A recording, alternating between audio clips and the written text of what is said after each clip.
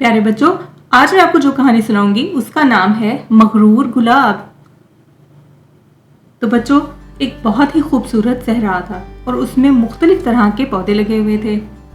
उसी सहरा में एक गुलाब भी लगा हुआ था। वो बहुत खूबसूरत था, उसका रंग सुर्ख था और उसके पत्ते भी बहुत खूबसूरत थे। उसी गुलाब के साथ एक कैक्टस भी लगा हुआ था, वो भी बहुत खूबसूरत पौधा था। गुलाब और कैक्टस दोनों साथ साथ लगे हुए थे, लेकिन गुलाब कैक्टस से बात नहीं करता था और कैक्टस इस बात पर बहुत उदास भी रहता था। वो उससे बात करने की कोशिश करता, लेकिन गुलाब उससे बात नहीं करता था। कैक्टस ने उससे पूछा, गुलाब, आप मुझसे बात क्यों नहीं करते? मैं आपसे दोस्ती करने की कोशिश करता हूँ, मगर आप मुझसे दोस्ती नहीं करते। गुलाब ने कहा, मैं तो बहुत खूबसूरत हूँ, देखो मेरा रंग कितना खूबसूरत, मेरी पत्तियाँ और मेरे हरे पत्ते सब बहुत खूबसूरत है और लोग मुझे देखना पसंद करते हैं, और तुम तो बिल्कुल भी अच्छे नहीं। कैक्टस ने कहा, पौधे तो सभी बहुत खूबसूरत होते हैं, तो इसमें ऐसी क्या बात है, आप मुझसे दोस्ती कर लो। गुलाब ने कहा, नहीं, मैं बहुत ही खूबसूरत हूँ, तुम तो बिल्कुल ही बेकार हो, मुझे तुमसे दोस्ती नहीं करनी है। तुम्हें लोग देखना पसंद नहीं करते, जबकि मुझे देखना पसंद करते हैं। एक दफा ऐसा हुआ कि सहरा में बहुत अरसे तक बारिश ना हुई और पानी बिल्कुल ही खुश्क हो गया और खत्म हो गया। पानी ना मिलने की वजह से गुलाब मुरझाने लगा, उसके पत्ते भी मुरझाने लगे। लेकिन दूसरी तरफ कैक्टस बहुत खुश था और वो झूम रहा था, हंस रहा था और वो बिल्कुल भी नहीं मुरझाया था।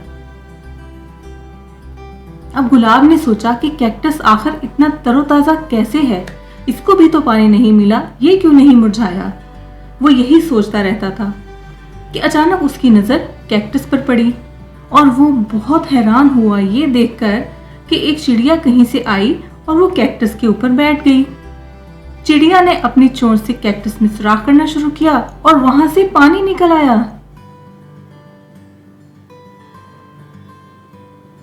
अब चिड़िया ने वो पानी पिया और अपनी प्यास बुझा ली। गुलाब इस बात पर बहुत हैरान हुआ। उसने सोचा, अच्छा तो कैक्टस के अंदर पानी है, लेकिन वो ये पानी कैसे ले, उसको भी पानी की जरूरत है।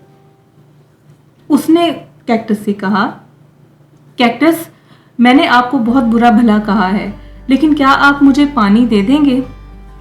कैक्टस ने कहा, हाँ, मैं आपकी मदद जरूर करूंगा, मैं आपको पानी जरूर दूंगा। चिड़िया ये बात सुन रही थी, उसने सोचा कि वो उनकी मदद करे।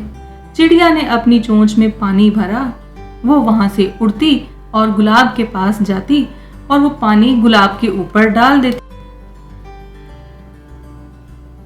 उसने कई बार ऐसा किया, अपनी चोंच में पानी भरा और उड़ के गुलाब के पास गई और पानी गुलाब पर डाल दिया। इस तरह गुलाब दोबारा से तरोताजा हो गया। चिड़िया वहां से चली गई और अब गुलाब बहुत ही खुश था।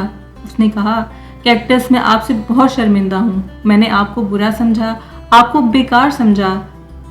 कैक्टस ने कहा, दुनिया में कोई भी चीज बेकार नहीं होती, हर चीज का कोई ना कोई फायदा होता है।